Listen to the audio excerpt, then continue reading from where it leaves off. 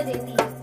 एक रोटी मांगो तो दो रोटी देती है। इधर आ बिल्कुल नहीं मारूंगी कह के कूट देती है।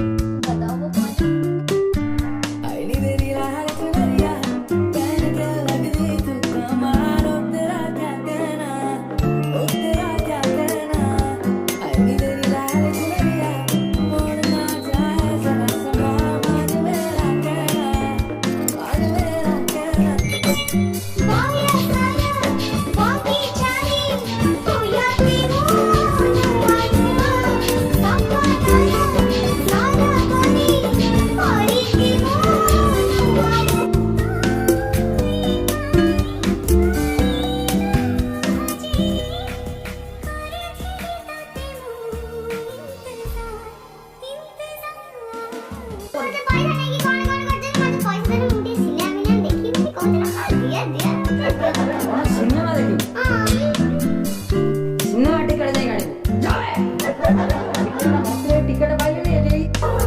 अच्छा बताओ, दिल की इतनी सारी बातें कैसे लिखोगे इस छोटे खत पर? दिल की इतनी सारी बातें कैसे लिखोगे इस छोटे।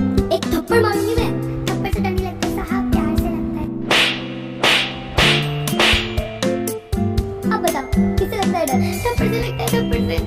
वो चुपी चुपी কথা গুলো হলো কবিতা, वो চোখে চোখে ভাসে শুধু স্বপ্ন ছবিটা, আজ গানে গানে বলে দিন মনেরই কথা।